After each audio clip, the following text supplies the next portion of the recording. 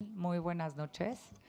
Estamos esperando a un grupo también que se va a unir con nosotros, pero yo le decía a nuestros queridos que van a estar hablando con nosotros, les decía, la gente que llega puntual, empezamos puntuales, porque ya los que llegan más tarde, pues que lleguen más tarde. Soy Jimena Caraza, soy la directora general de la Fundación Casa de México. Es un gusto, un gusto enorme tenerlos aquí. La verdad es que Casa de México cumplió hace el miércoles pasado 7 años de vida. Desde que nos fundamos, buscamos siempre estar muy cercanos a los españoles, muy cercanos al público que nos visita, muy cercanos a los madrileños en particular. Siempre quisimos ser una casa de barrio, una fundación de barrio. Y el motivo por el que existimos es porque queríamos. Siempre hemos dicho que yo llevo 28 años viviendo en España y siempre hemos dicho que los españoles y los mexicanos nos conocemos muy bien y yo creo que no nos conocemos tan bien, esa es la verdad. Creo que creemos conocernos, pero creo que en el fondo no necesariamente nos conocemos tan bien. Y entonces esta fundación se hace buscando un acercamiento para que nuestros visitantes conozcan un poquito más de nuestra cultura, de nuestra forma de ser, de nuestra artesanía, de nuestros grandes maestros artesanos, de nuestros grandes artistas, de nuestros grandes cocineros tradicionales. En esta casa igual hacemos una cata de tequila.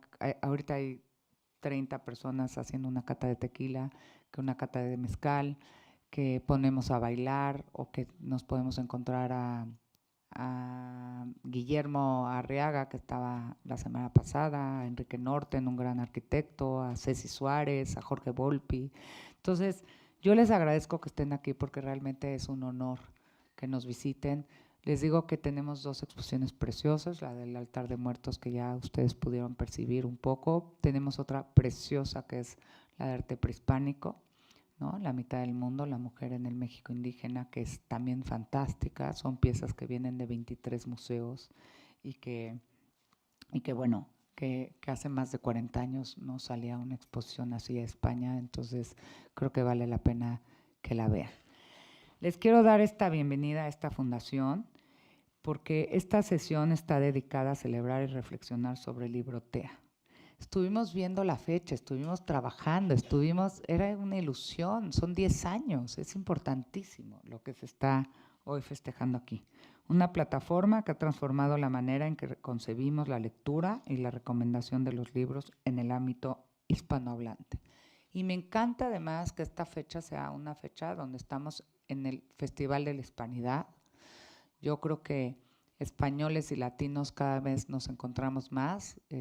Yo sin lugar a dudas estoy convencida de que Madrid se ha ensanchado con esta influencia latina y creo que los latinos nos hemos ensanchado con esa influencia madrileña en particular y es un gusto poder tener este evento aquí. Lanzada en 2016, Librotea surgió con un propósito claro y visionario: ofrecer una alternativa a los algoritmos, promoviendo la recomendación personal de libros a través de escritores, críticos, músicos, cineastas y demás agentes culturales. Desde sus inicios, Librotea se propuso hacer un espacio donde los libros no fueran solo un producto, sino también conversaciones, experiencias, vínculos, que es muy importante, entre quienes leen y quienes los crean. A lo largo de estos años, la plataforma ha consolidado su presencia tanto en España como en México, ampliando horizontes tras su adquisición por Grupo Milenio en 2021, que eso sí se los digo. Grupo Milenio son un crack, son maravillosos. La verdad, un saludo muy fuerte y muy franco a Pancho González y a Pancho Hijo, porque son unos empresarios ejemplares y da gusto tener empresarios mexicanos de ese nivel. Este paso no solo fortaleció su alcance, sino que también reafirmó su vocación hispanoamericana, construyendo puentes sólidos entre las literaturas de ambos lados del Atlántico. En el marco de su 10º aniversario, la plataforma dio a conocer Librotea 2015 y 2025, informe de lectura y literatura en España e Hispanoamérica, un documento que recorre la última década de tendencias lectoras y transformaciones editoriales.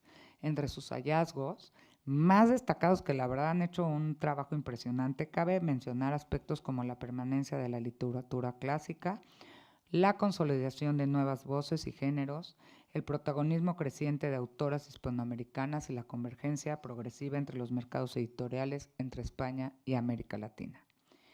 Fíjate que estamos tratando, no sé si lo logremos, pero es una primicia, estamos tratando que ahí deberíamos de trabajar algo juntos, de ver si en el próximo año en la Hispanidad hacemos una FIL, ¿no? En apoyo con la Universidad de Guadalajara y la FIL, de una feria de libros latinoamericanos, ¿no? Que podría ser algo muy bonito y a ver si nos juntamos para ver qué podemos hacer. Hay conversaciones, estamos avanzando, hay la idea de hacerlo, hay el interés de hacerlo, y hay conversaciones avanzadas y podría ser algo muy bonito. La directora, además de la FIL Guadalajara, es muy próxima también a España, ha trabajado Así aquí. es. Ha sido compañera mía de Santillana y siempre trata un poco de hacer este traslado hispanoamericano. Pues con queremos México. hacer en el próximo marco de la Hispanidad una feria de literatura y editoriales latinas. Qué bueno. ¿No? Entonces, me parece una estupenda idea y contar con el apoyo de Librotea, desde luego. Claro, porque podemos ir muy de la mano. Perdón el anuncio, pero ya parece una conversación de dos. Bueno. Lo traíamos preparado, ¿eh? No, no es cierto. Pero bueno, para conversar sobre estos temas y compartir con nosotros sus reflexiones, nos acompañan Pepe Verdes, creador y director de Librotea. Muchísimas gracias, Pepe. La verdad, felicidades por tu trabajo y yo les pido un aplauso porque la verdad...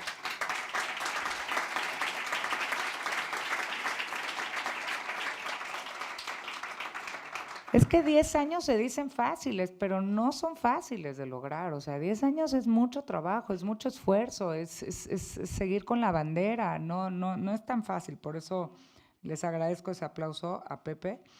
Con una gran trayectoria que combina experiencia editorial y gestión cultural, Brenda Navarro, escritora, autora de Casas Vacías y Cenizas en la Boca. Un aplauso también, por favor, para Brenda.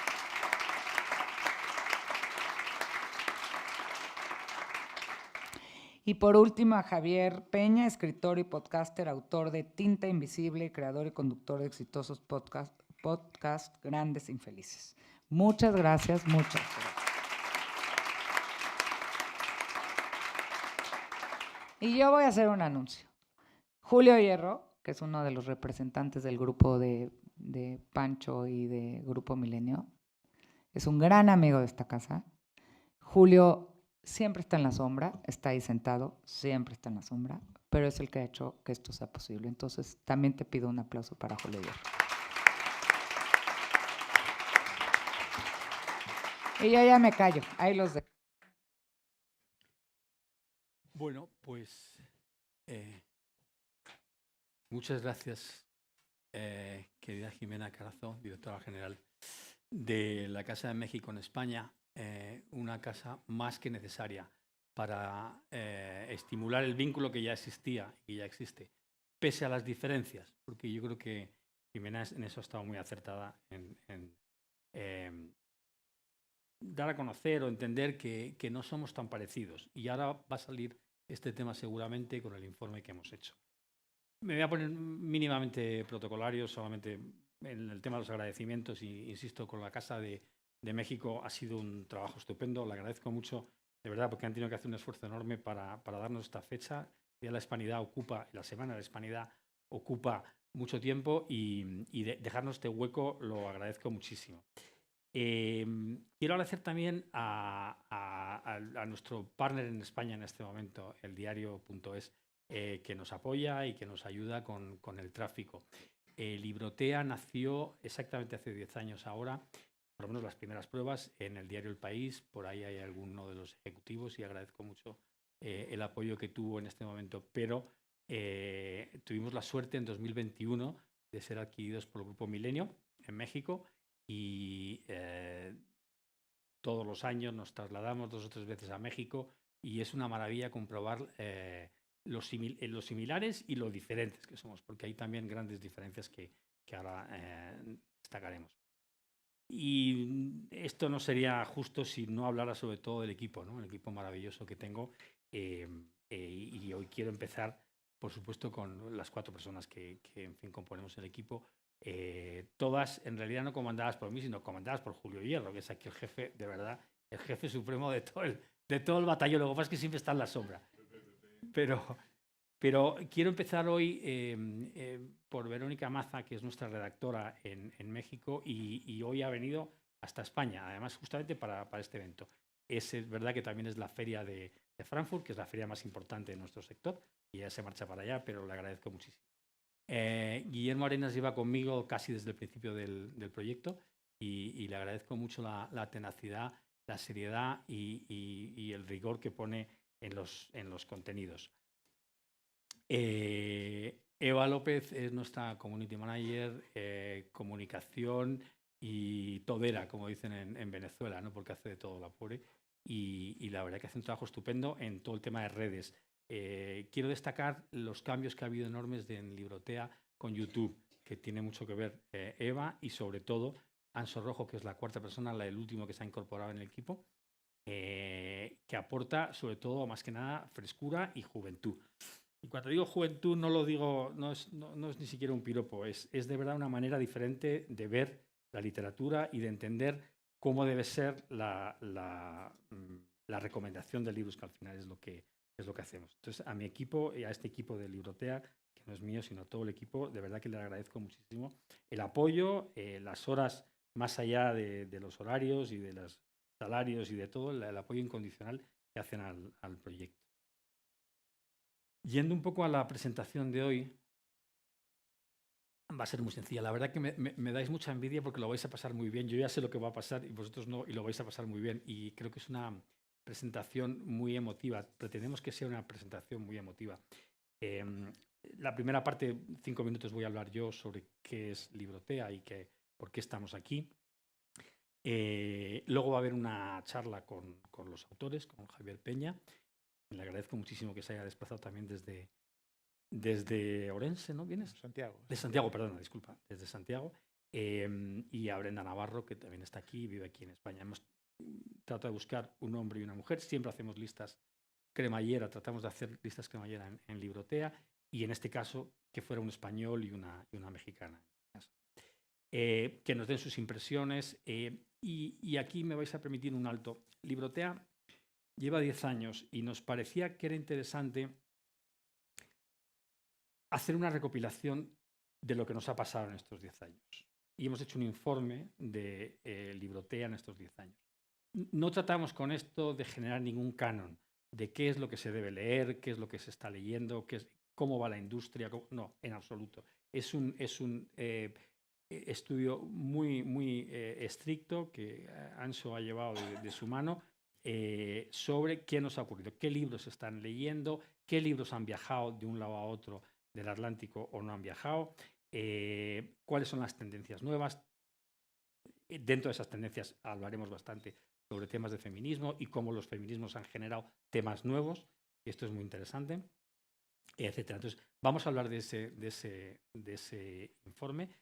Previamente habrá un vídeo que hemos hecho de 5 minutos nada más sobre el informe y yo con algunos comentarios.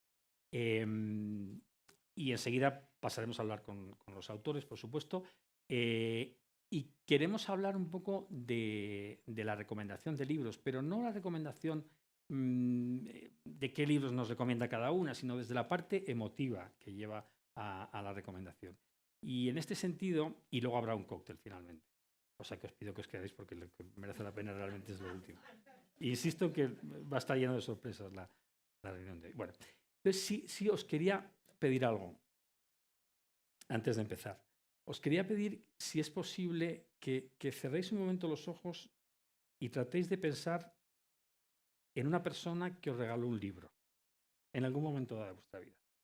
No importa si fue el primer libro, el último, si os lo regaló vuestro padre, vuestra madre, un amigo lector o en fin, quien sea.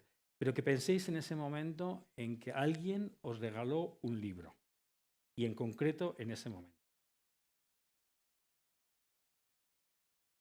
Cuando recibís el libro, la emoción que sentís por ese libro. Y han pasado 10, 15, 20 años y probablemente el objeto sigue teniendo una relevancia importante para vosotros. El objeto libro genera un vínculo entre la persona que lo regala, el propio libro y la persona a quien se lo regalamos, que es muy difícil, es muy bonito y es muy difícil de igualar con ningún otro producto probablemente cultural. El libro genera vínculo. Bueno, esto es lo que tratamos de hacer en Librotea. Este es el negocio de Librotea. Este es el negocio y este es el éxito de Librotea. Hemos generado vínculos entre autores, lectores y la propia Librotea. Y creo que la manera en que lo hacemos ha sido una manera muy directa. No hemos tratado de ir a la industria a preguntarle qué es lo que se está leyendo o lo que no está leyendo, sino que hemos ido directamente a lo que considerábamos que los dos editores que tenemos en Librotea, tanto Guillermo como Verónica, de una manera libre, han seleccionado. Es verdad que luego tenemos campañas con las editoriales y son muy importantes y agradezco muchísimo el apoyo que tenemos pues, de Hachette, por ejemplo, en México, de Grupo Random House en España o de Planeta recientemente. Pero nunca, siempre tenemos una línea que hemos separado lo que es negocio de lo que es la recomendación de libro. Como os decía, hemos mejorado mucho en toda la parte de redes sociales y sobre todo, en YouTube. Y os invito a que volváis a revisar lo que está pasando en YouTube con Librotea. Bueno, después de este, en fin, manera tan peculiar de presentaros Librotea y trayendo un poco a la memoria qué es lo que, cómo se hace la recomendación, cómo os han hecho a vosotros la recomendación. Sí quiero decir que, evidentemente, lo que esto lleva es a personas. Librotea está basado en personas. La recomendación la hace siempre una persona. Pero nosotros estamos online, no tenemos nada contra la tecnología. Estamos con Google Search Console constantemente, no se nos cae de la herramienta de revisión de Google. Con la inteligencia artificial también, nunca redactamos ningún artículo con inteligencia artificial, esto sí lo quiero dejar claro, pero sí buscamos muchísima información con inteligencia artificial. Estamos constantemente utilizando la tecnología, no tenemos nada en contra, pero sí que creemos en nuestro modelo basado en personas. No obstante, antes de ayer, no se me ocurrió mejor cosa que preguntarle a ChatGPT cuál era el futuro de Librotea, qué nos esperaba. Y os voy a leer la respuesta de ChatGPT porque me parece que está bastante. Entonces, la pregunta que yo le hacía es: los humanos andan un poco preocupados por una eventual sustitución de sus tareas, incluso las más creativas, por parte de una inteligencia artificial. Desde Librotea, hace ya 10 años, apostamos por un modelo basado en la recomendación de libros hecha por humanos, por encima de los algoritmos y ahora por encima de la inteligencia artificial. Nuestra inquietud a día de hoy es: ¿nos equivocamos en nuestro modelo de elección humana? ¿Cuántos años de vida le otorgas a nuestro modelo humano de prescripción de libros? Esta era la inquietud. Que además no es una inquietud baladí, no es una broma, parece casi una provocación, pero va mucho más allá porque el sector cultural está exactamente en esto, con esta preocupación. Y la respuesta de ChatGPT. Os tengo que decir que ChatGPT es muy pelota, entonces he evitado toda la parte primera de estupenda pregunta, me encanta lo que me estás contando. Todo eso os lo voy a evitar. Respuesta de ChatGPT, contexto actual. En 2025, la recomendación algorítmica ya domina la música, el cine y las compras online. Sin embargo, en los segmentos editoriales, gourmet y de nicho cultural, hay un retorno muy claro hacia la curaduría humana. Goodreads, Bookshop o los substacks literarios o las newsletters de críticos funcionan porque la gente quiere a alguien, no un sistema que respalde su elección y que transmita autoridad, gusto y sensibilidad. Horizonte temporal. ¿Cuánto tiempo nos queda? La inteligencia artificial seguirá mejorando en contextualización y en simular gusto humano, entre comillas. Pero la credibilidad social tarda mucho más en construirse. A corto plazo, 5 años, los modelos humanos seguirán siendo muy valiosos en segmentos culturales, newsletters, clubes de lectura y marcas con identidad. A medio plazo, 10 años, es decir, vamos a ver si vamos a repetir o no, la IA cubrirá descubrimiento masivo, pero el sello humano seguirá siendo un diferencial. Parece que nos vamos a volver a ver. A largo plazo, más de 15 años, es probable que la inteligencia artificial pueda curar listas de forma casi indistinguible con un experto. Aún así, marcas construidas sobre rostros humanos y reputación seguirán vigentes, aunque quizás como híbridos, es decir, mezcla entre inteligencia artificial y curador humano. El resumen de ChatGPT. En otras palabras, si Librotea sigue cuidando su marca, curadores y comunidad, su modelo de prescripción humana tiene más de 10 años de vida útil y puede incluso crecer en valor porque cada vez habrá más saturación algorítmica y más necesidad de filtros confiables. Pues muchas gracias por vuestra atención.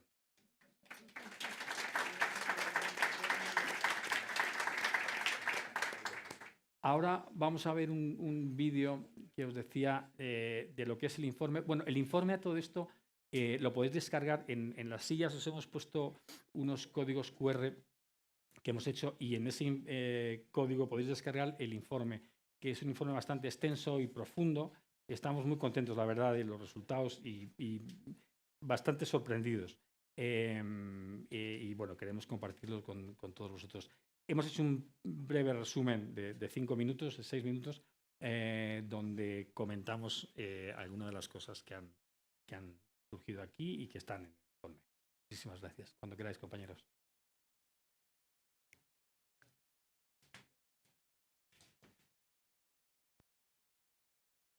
Algo de lo que estamos particularmente orgullosos es el informe que hemos hecho de lectura de estos 10 años. En ese informe recopilamos, agregamos y ofrecemos los datos de lectura tanto en España como en Hispanoamérica. ¿Cómo ha sido la evolución de las tendencias?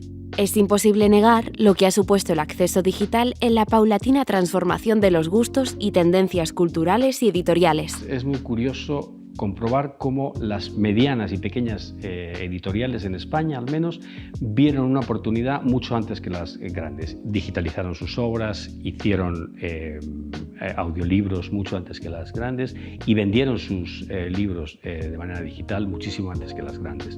No fueron los grandes grupos quienes lideraron ese cambio, sino las personas, creando comunidades en torno a sus lecturas. Pese a que nos pueda parecer que las comunidades de lectores vienen por las grandes plataformas, por Facebook, por Instagram o por Twitter, no es así.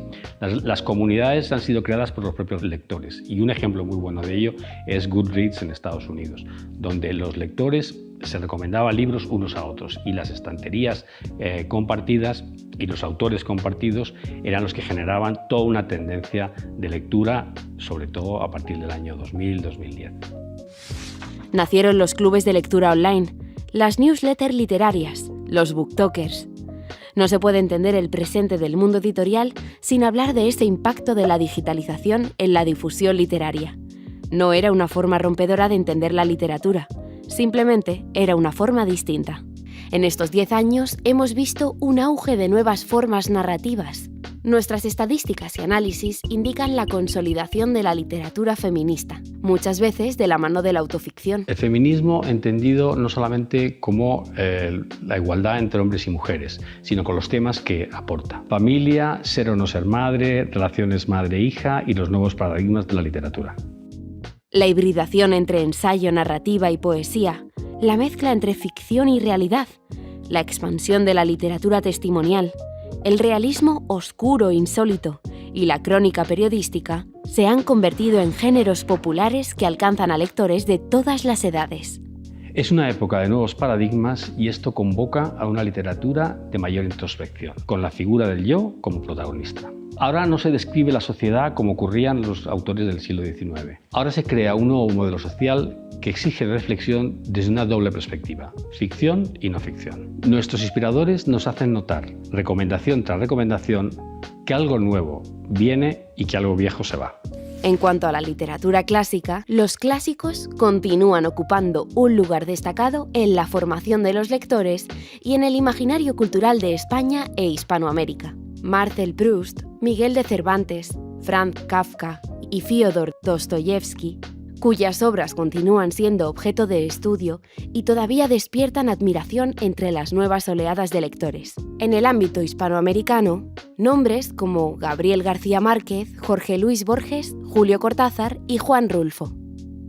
Uno de los hallazgos que hemos encontrado en el informe de Librotea es que los autores clásicos siguen prevaleciendo en los nuevos lectores. En España, El Quijote sigue siendo un pilar fundamental en los programas de literatura, al igual que en Hispanoamérica, donde 100 años de soledad es un referente ineludible. La literatura contemporánea en España ha experimentado una transformación significativa en los últimos años. Entre las tendencias más marcadas se encuentran la autoficción, la literatura feminista y el ensayo filosófico. En Hispanoamérica, la literatura actual se ha caracterizado por la diversificación de géneros y el surgimiento de voces que exploran temáticas ligadas a la realidad sociopolítica en la región. Hispanoamérica es un hervidero social y político desde los años 80 y esto tiene que tener su reflejo en la literatura. Quizás por esta razón la no ficción tiene un fuerte impacto. En estas sociedades empobrecidas la autoayuda es un género terapéutico más que justificado. Pero no siempre ha sido así, porque hay convergencias y divergencias entre España e Hispanoamérica. Los grandes grupos creyeron al principio, cuando se instalaron en Hispanoamérica, que podían crear una literatura común española e hispanoamericana. Pero esto no funcionó y poco a poco fueron entendiendo que la realidad hispanoamericana era mucho más amplia y mucho más profunda en cada uno de los países y que la literatura que funcionaba muy bien en España no funcionaba bien en Hispanoamérica. Dicho esto, sí que hay autores españoles que han funcionado históricamente muy bien en Hispanoamérica. Arturo Pérez Reverte, Javier Cercas o Rosa Montero. Por el lado de Hispanoamérica, algunas autoras han funcionado muy bien, como Mariana Enríquez o Samantha Schweblin. No hay vergüenza en reconocer por parte de los grandes sellos editoriales que si en algún momento dado pensaron que podían tener un sello común o un catálogo común, ahora se daban la espalda. Respecto a la convergencia, por un lado, la propia Librotea, con 10 años recomendando libros, tanto en España como en Hispanoamérica. Finalmente, hablar de las pequeñas editoriales mexicanas que se han instalado en España y las editoriales españolas que ya están distribuyendo en México y en el resto de Hispanoamérica. Sí quiero hacer en este sentido un llamamiento a la distribución. Necesitamos mejor distribución. Esperamos que dentro de 10 años, cuando volvamos a hacer este informe, esto ya no suceda. Desde la dirección de Librotea, desde lo que represento en estos 10 años y desde todo el equipo que conformamos Librotea, tanto en España como en México, queremos agradeceros muy sinceramente, de verdad, vuestro reconocimiento por un lado, la actitud tan positiva que tenéis en todos los comentarios que nos dejáis, en redes, en la newsletter, etc. Os invitamos a que sigáis haciéndolo. Es muy importante para nosotros contar con vuestra opinión, pero sobre todo nos encantará pensar que dentro de 10 años más volveremos a hacer este mismo ejercicio y contar con todos vosotros y muchos lectores más. Muchas gracias.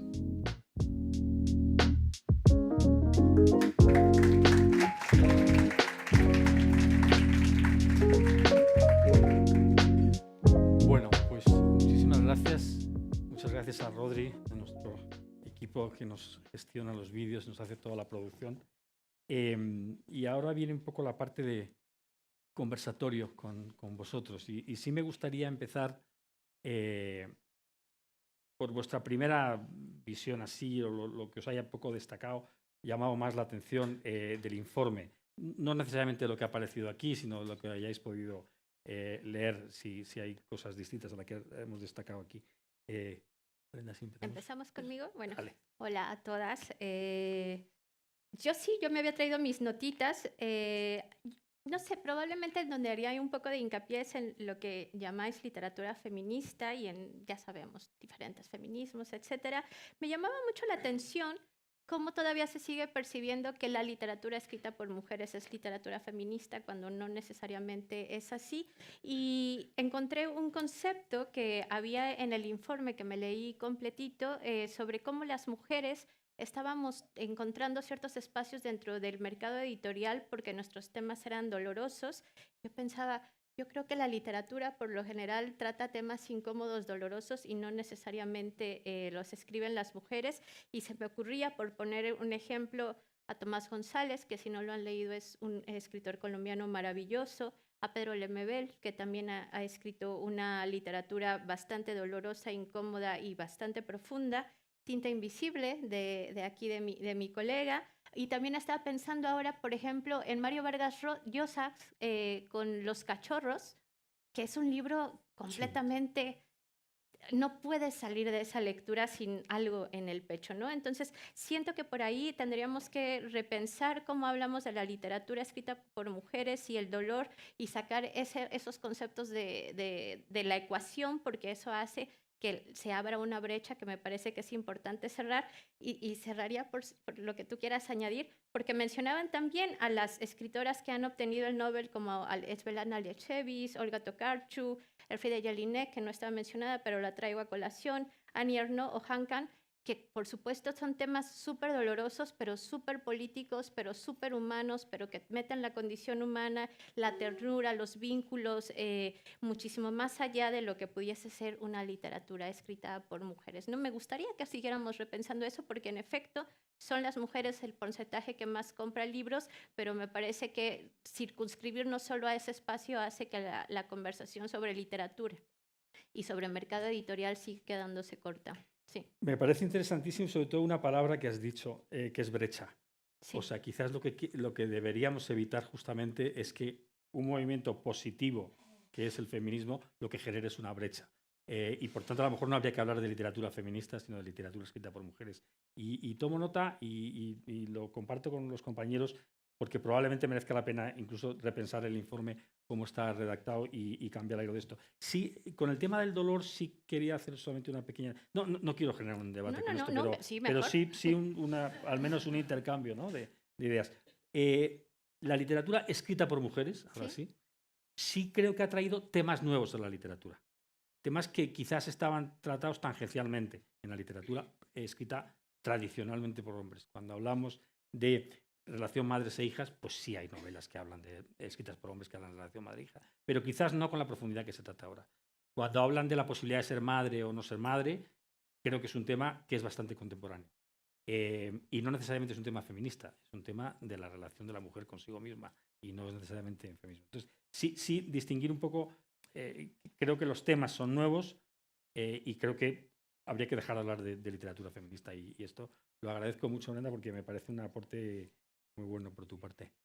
Javier, sí. Bueno, no sé, habría muchas cosas de las que hablar, porque ahí están quizá los temas que podríamos hablar durante horas. El primero, el que comenta Brenda, que creo que es clave, ¿no?, para entender la literatura del siglo XXI, que es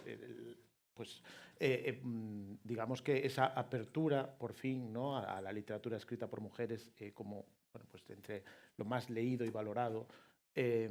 Y que creo que más que aportar temas nuevos, lo que aporta es una mirada nueva, una mirada necesaria que antes estaba oculta o en segundo plano, ¿no?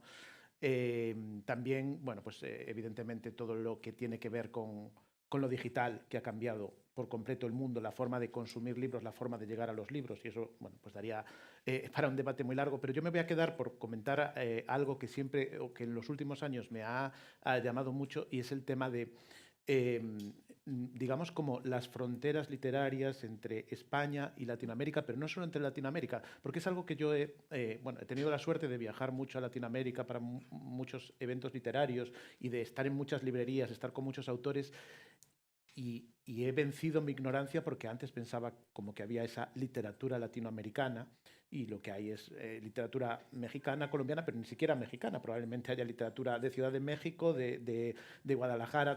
Entonces, sí que me sorprende esa falta de uniformidad que decías, que las editoriales se han dado cuenta de que no existe esa uniformidad. Yo creo que la uniformidad no es necesaria. A mí me interesa mucho saber lo que piensa la gente en México, en Colombia, en Perú. No quiero que hablen de los mismos temas o con la misma mirada que yo hablaría. Y me parece que es una pérdida muy grande el saber que hay tantos autores latinoamericanos que aquí no llegan. Pero no solo eso, sino que yo estoy en Colombia y me dicen, lee este autor o habla en tu podcast de este otro autor, y resulta que después lo comento en Perú y nunca han oído hablar de ese autor. Y creo que nos falta mucha cultura literaria entre nosotros y leernos más. Y creo que muchas veces hay cierto como provincianismo literario de que prefieres leer al de la casa de al lado que a alguien que está en otro país o en otra ciudad, y a mí me parece una lástima, ¿no? Entonces no se trata tanto de uniformizar, sino creo que de abrir un poco la mente y querer ver otras realidades y ver otras miradas. Y creo que eso es algo que, no sé, si las editoriales no lo hacen, creo que muchas veces tiene que ver con temas más de puro economía, puro marketing y no tanto literario ni de interés social, político o humano, ¿no? Y yo, como escritor interesado en la literatura, en lo social, en lo político y en lo humano, me gustaría llegar mucho más a esos autores y también recomendar mucho más a esos autores, por la parte que me toca, ¿no? Me parece estupendo. Además, me parece que vamos, completamente cierto, tal y como dices. Yo me parece que lo comentaba antes, trabajé en Santillana 10 años, en el Grupo Santillana, y ahí estaba muy claro, cuando Santillana tenía las editoriales antes de venderlas, estaba Alfaguara, estaba Taurus, estaba la propia Santillana, El País Aguilar.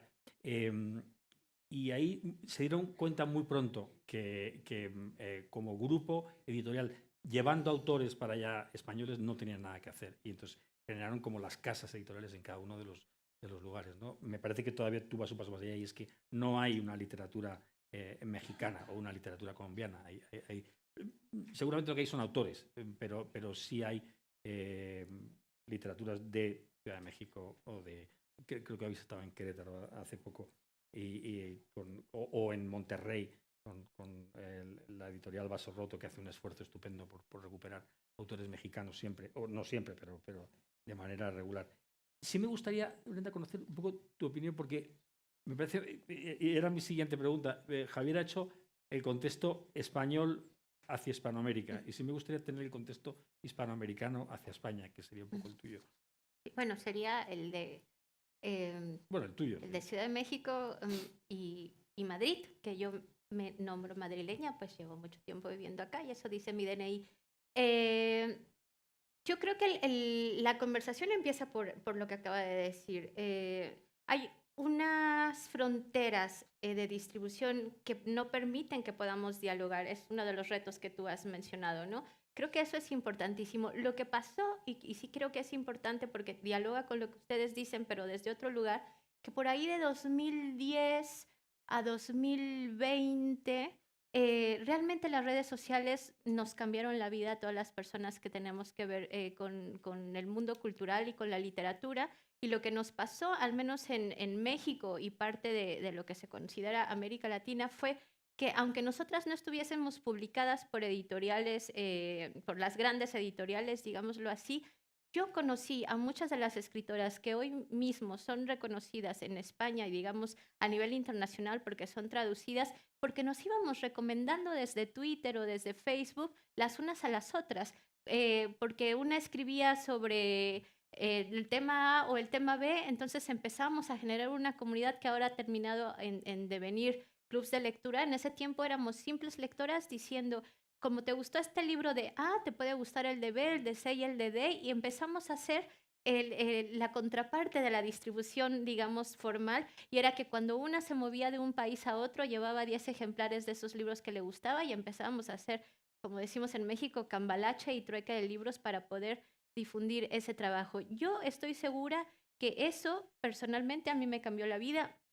No voy a quitar mucho tiempo, pero mi primer libro, Casas Vacías, lo subí en un PDF a una página web y lo distribuimos así y que lo leyera quien lo quisiera leer desde Twitter, ¿no? Y se empezó a viralizar de tal forma que después llegó a Sexto Piso, ¿no? Pero es decir, sí hubo un componente de las necesidades de encontrar nuevas conversaciones sobre la literatura, incluido España, ¿no? Yo recuerdo que en ese tiempo Cristina Morales era como parte de la conversación de cuáles son las cosas que a Cristina Morales le están incomodando sobre las opresiones, los feminismos, etcétera. Conocíamos como a muchísimas, a Mercé Rodoreda, que no es tan conocida en México, por ejemplo, la empezamos a conocer así.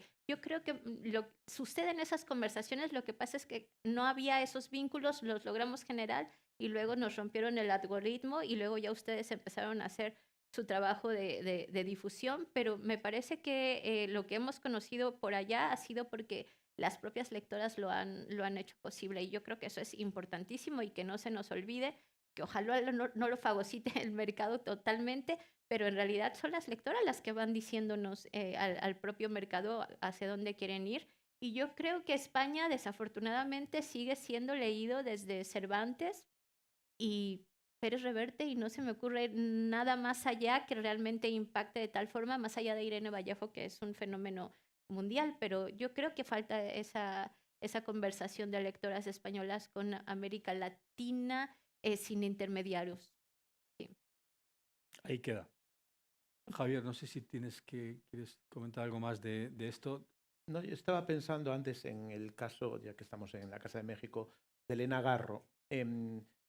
Yo, bueno, pues tengo este podcast Grandes Infelices y hice un capítulo sobre Elena Garro y me sorprendió muchísimo porque yo pensaba que era una autora muy conocida en toda Latinoamérica. Me sorprendió muchísimo ir a Colombia y que la gente me dijera, conocí a Elena Garro a través de tu podcast y conseguí el libro y ahora me encanta y tal.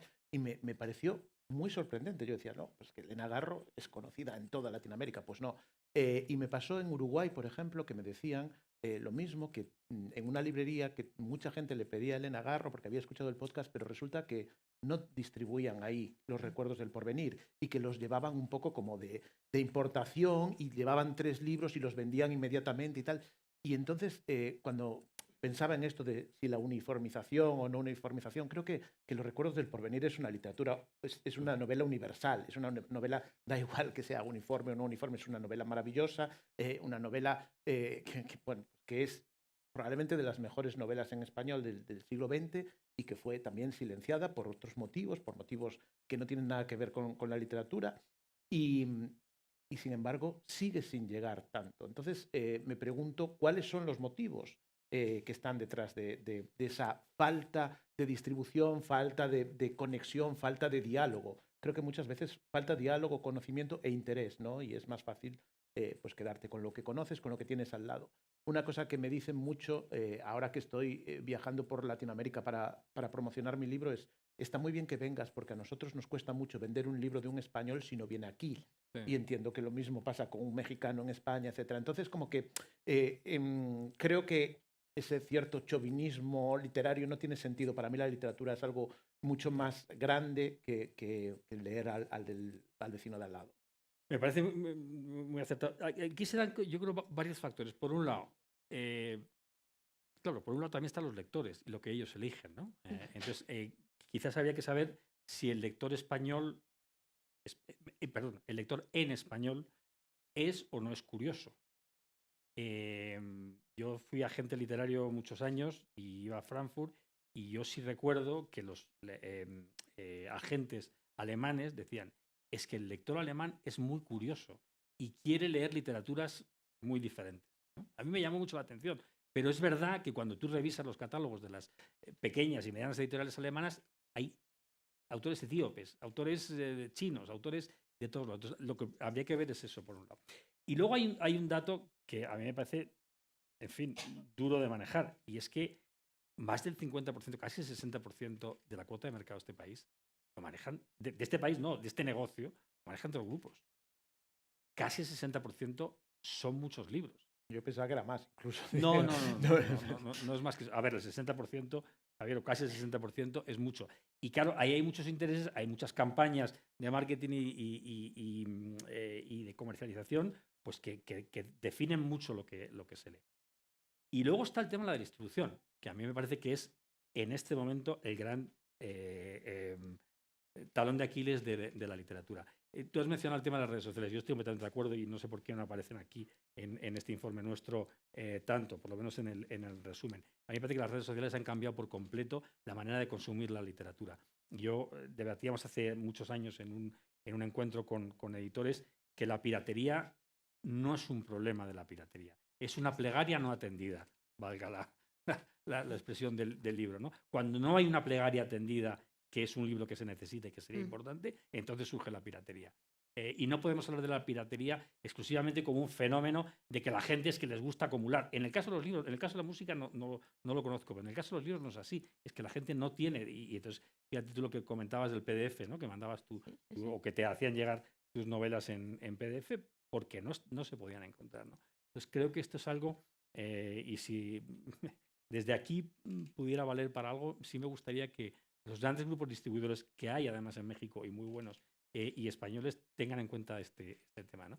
Que hay mucho más mercado que lo que los dos grandes grupos o tres grandes grupos editoriales en español conocen. Bajando un poco más el terreno a Librotea, sí me gustaría saber vuestras historias personales de la prescripción. ¿Cuál fue ese libro? No tiene por qué ser el primero, si es el primero, pues fenomenal, pero ¿cuál fue ese libro que hoy en día recordáis a la persona que os lo regaló y el vínculo que se estableció con esa persona?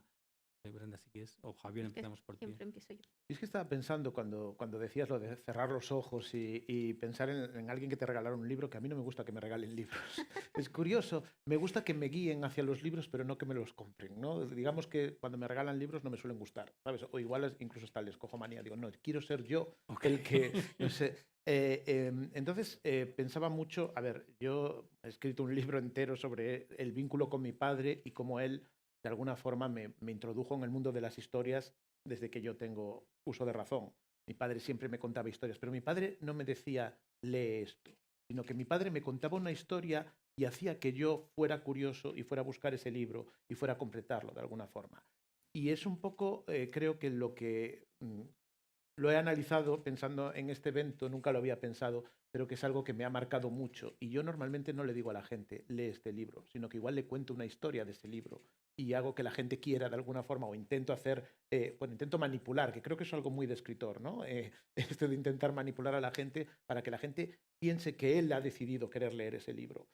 A mí, esta idea de, toma, este libro te va a gustar, es como, de alguna forma, forzarle, ¿no? Y qué difícil es después decirle a esa persona que te dice, este libro me cambió la vida, léelo, te va a encantar, y a ti te resulta una mierda. Y dices, ¿y cómo se lo digo? ¿No? Ahí se puede romper una amistad. Entonces, yo casi prefiero contarle y tal, y que sea esa persona la que de alguna forma piense que quiere leer ese libro. Y creo que por eso pues tengo ese podcast Grandes Infelices en el que hablo de autores de la literatura universal y de alguna forma cuento una historia y luego la gente, si quiere, se compra el libro o no. Si no, simplemente escucha la historia. Digo, vale.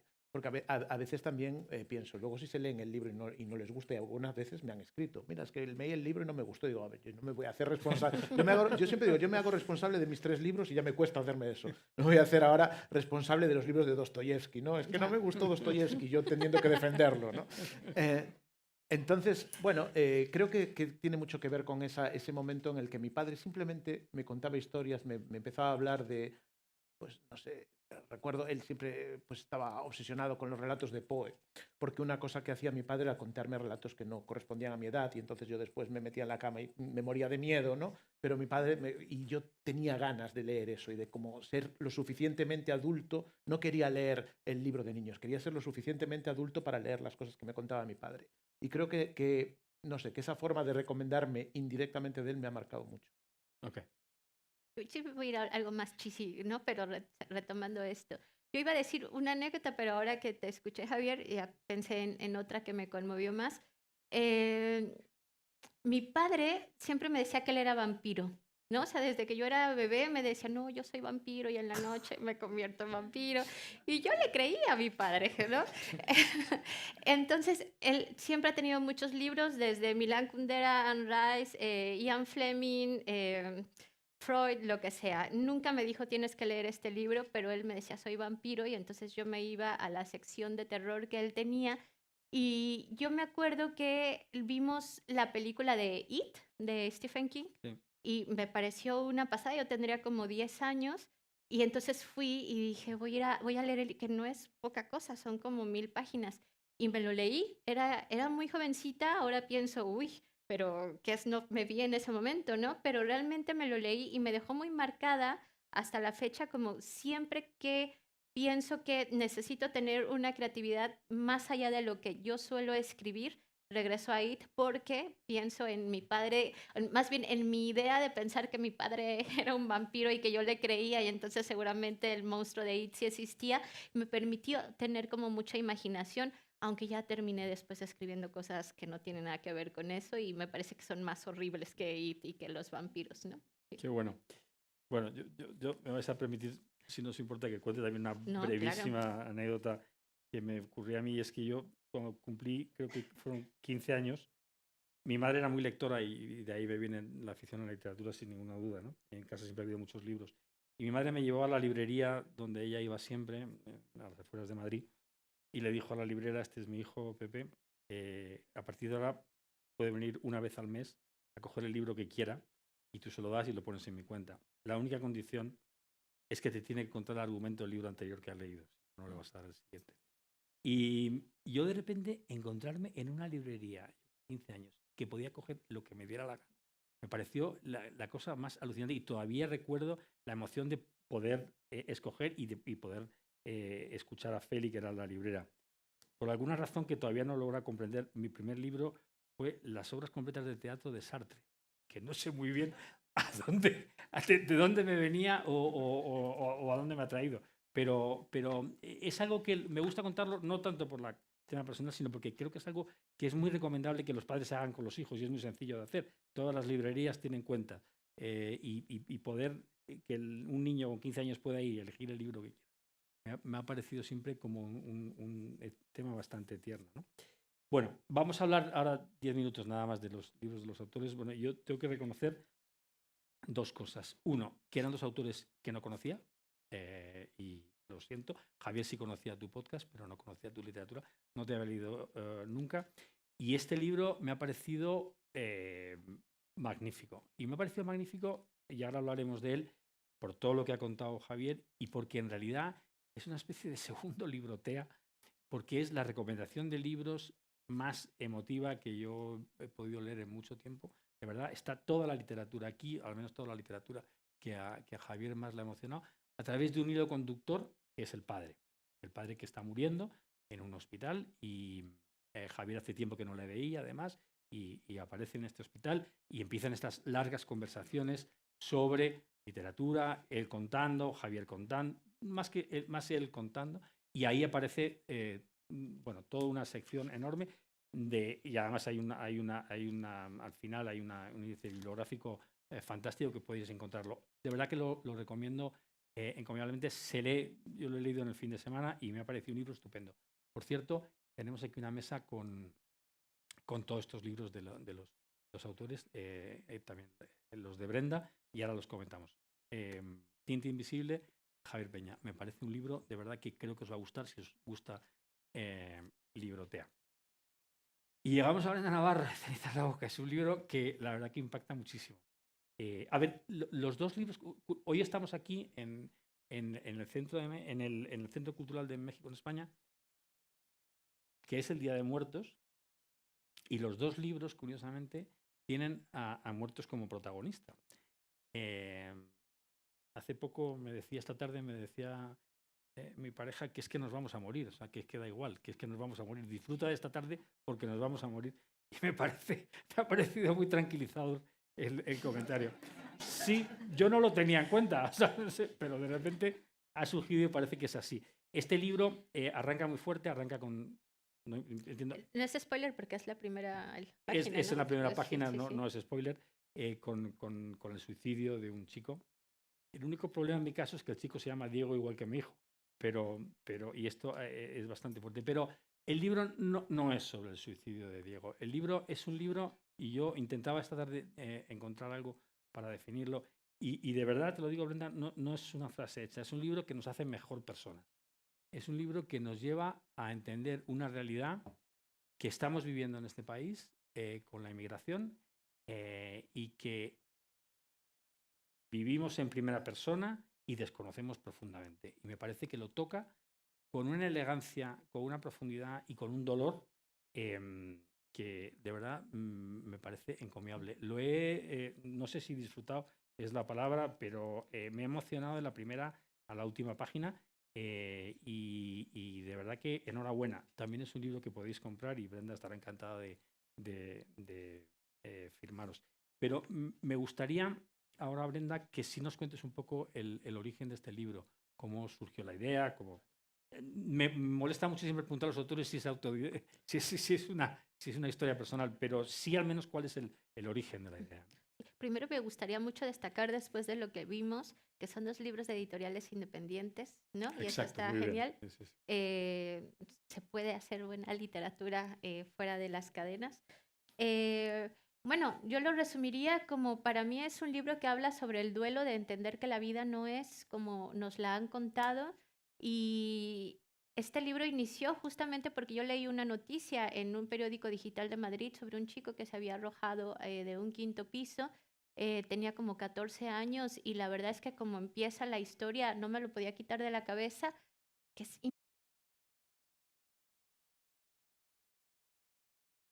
y morir. Leí la noticia y me pareció que era importante entender mi propio prejuicio porque yo pensé, ha de ser un chico latinoamericano migrante porque decían que era en Usera. Y cuando seguí leyendo la noticia, no, era un chico gallego que había migrado a Madrid. Y entonces ahí fue cuando yo pensé, hay algo aquí que también a ti te ha generado el prejuicio de decir, bueno, solo los latinoamericanos sufren. Y empecé a pensar en esta historia justamente porque yo venía de casas vacías, le había ido muy bien en España, sabía que iba a publicar, que la editorial me iba a publicar lo que yo quisiera, incluso poemas, ¿no? O sea, como ya no tenía esa preocupación y quería tener una conversación con España al respecto. Sabía que iba a suceder la publicación, que iba a haber clubs de lectura, etcétera.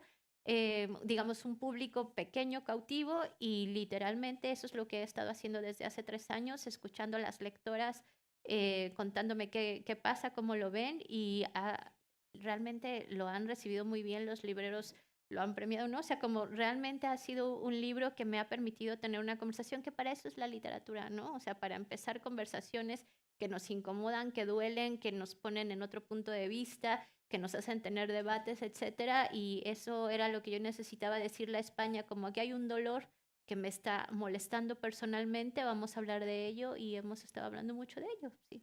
Qué bueno, además está muy bien porque no me acuerdo quién era, hace poco hablaba de que está habiendo una reconquista y eran los españoles habían ido ahí a la conquista y ahora están viniendo los latinoamericanos comprando todo el centro de Madrid, ¿no? Se habla mucho más de esa conquista, se habla mucho más de todos los gente muy adinerada latinoamericana comprando el centro y no se habla a lo mejor tanto de esta otra conquista, de esta otra necesidad que tiene España. España está cuidada, limpiada, atendida médicamente también por una población latinoamericana enorme, hispanoamericana enorme en no solamente Madrid, sino en Madrid, en Barcelona, en las grandes ciudades. Y este libro lo cuenta desde esa parte, desde ese nicho del que no se habla tanto, ¿no? Y me parece que está muy bien contarlo así, ¿no? Javier, a ti sí no me importa contarte lo real o no real que es la historia de tu libro, ¿no? En el que hablas tanto, si es 100% así o... Sí, es 100% así y creo que tenía que ser así, ¿no? Quiero decir, al final, evidentemente, todos los libros son una construcción y una reconstrucción.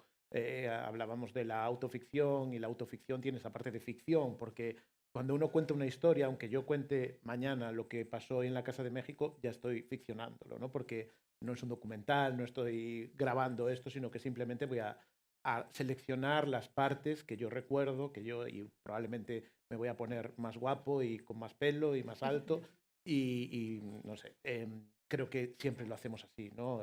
Es la forma que tenemos de escribir, pero digamos que es un libro honesto en el sentido de que son mis recuerdos. Muchas veces es el libro, me dicen, es el libro en el que hablas de tu padre y no hablo de mi padre, sino hablo de la visión que yo tengo de mi padre, de la visión que yo tuve de mi padre cuando él se murió, cuando él enfermó y lo que eso hizo como para mí repensar a mi padre y darme cuenta de una cosa que solo me di cuenta en ese momento o probablemente después de que se muriera, que mi padre era una persona y no solo era mi padre. Yo hasta que mi padre se murió solo había pensado en él como con su trabajo de padre, ¿no? Con su rol de padre y no me había dado cuenta de que él tenía, cuando dejaba de ser padre de Javier, tenía una vida, ¿no? Que a mí no me interesaba. Y resulta que me empezó a interesar después de muerto, ¿no? Es un poco la tragedia de este libro. Y por eso lo escribí también, ¿no? Lo escribí porque de alguna forma necesitaba reconciliarme con esa vida que no, por la que no me interesé lo suficiente cuando debía haberme interesado. y todo lo que hay, todas esas conversaciones son las conversaciones que yo recuerdo porque lo escribí 2 años y medio, 3 después de la muerte de él. No lo escribí inmediatamente, ni tomé notas, sino que más bien fueron como... O sea, lo que hice fue intentar guardar todo ese dolor y de repente noté que tenía algo, ¿no? Como cuando te indigestas que tienes que expulsar y tuve que expulsarlo y seleccionar qué partes realmente eran importantes para mí, qué partes me habían marcado.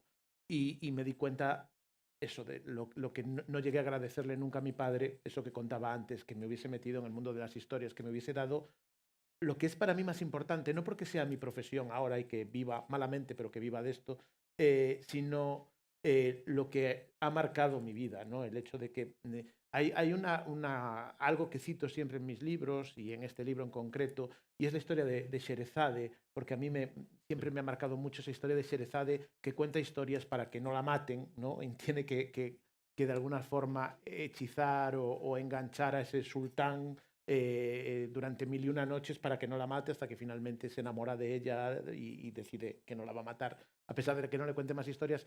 Y de alguna forma pensaba que mi padre, en esos últimos días que, bueno, pues yo fui al hospital, me contaba historias para olvidar, para que yo olvidase que él iba a morir y también para olvidar que él iba a morir, ¿no?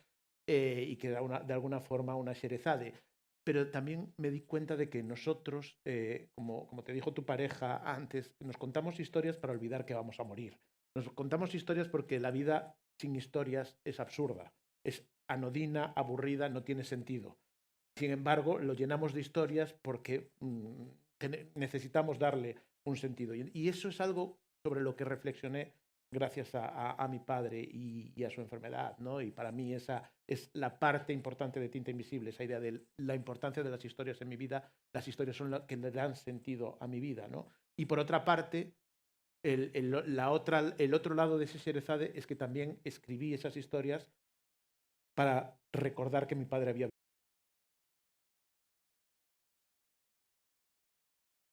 Nadie se va a acordar de mi padre. Y de alguna forma, aunque el libro lo lean las personas que sean, para mí ya siempre va a estar en esas páginas. Aunque solo sea la visión de mi padre en ese momento, es algo que ya conservaré siempre. Y creo que esa es otra de las razones por las que escribimos, ¿no? Para conservar esos momentos, para conservar esas emociones, esos sentimientos, esos pensamientos, es una de las razones por las que necesitamos escribir.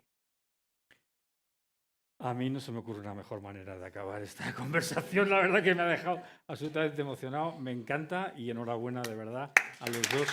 Muchísimas gracias.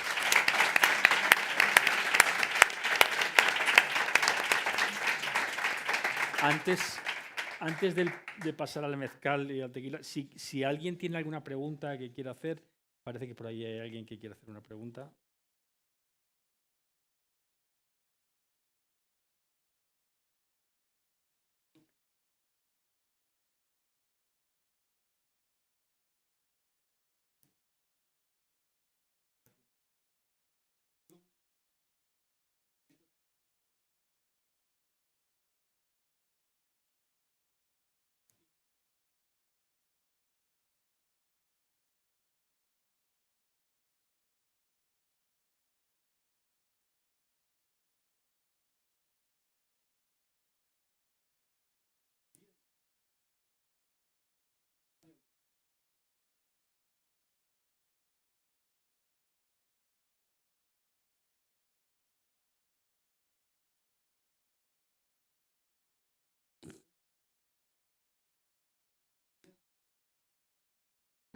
No.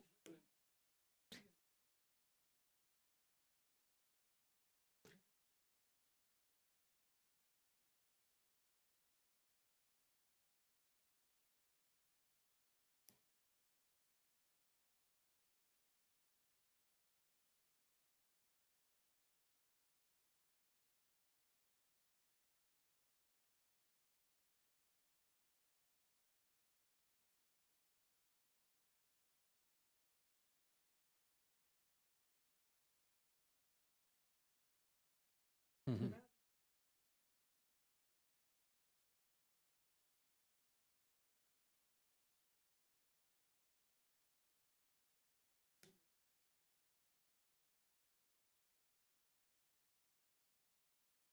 Gracias. Sí, sí, sí.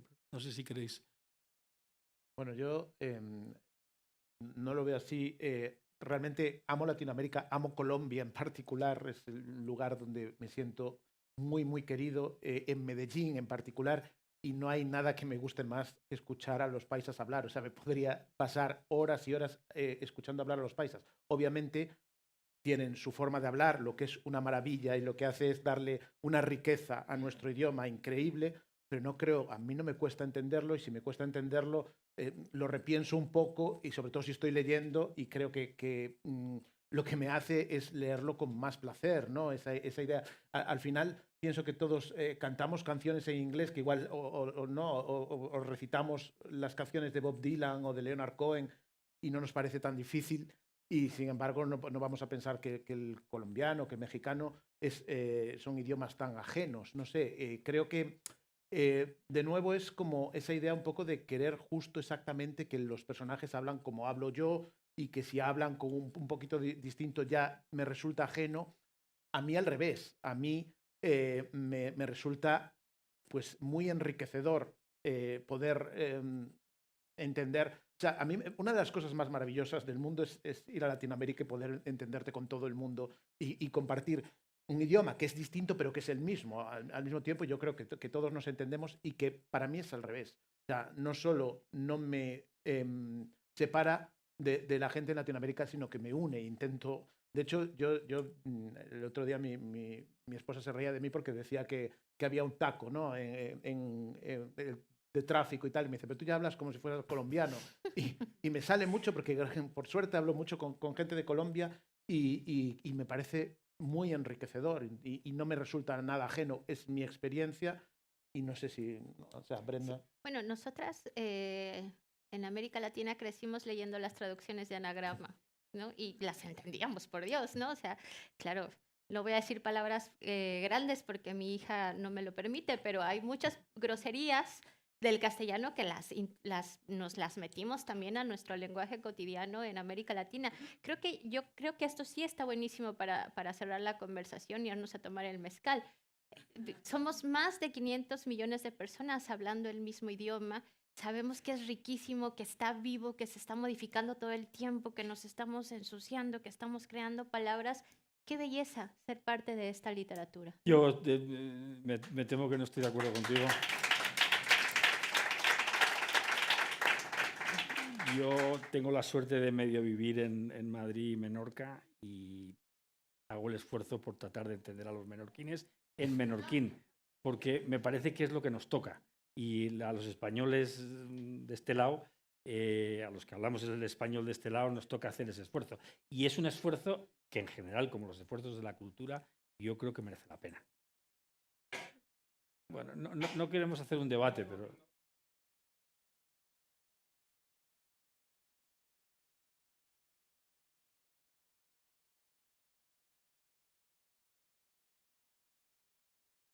Ok, no. ¿Alguna otra pregunta, alguien? ¿Estáis con unas ganas de mezcal? Ah, no, sí, aquí hay una pregunta. Estoy en ello. Me voy a tardar porque el mercado absorbe mucho, ¿eh? 3 años hablando de ceniza en la boca y no termino, pero ya pronto, prometo. Listo, pues muchísimas gracias Muchas a todos. gracias a todas. Gracias a todos. Mezcal.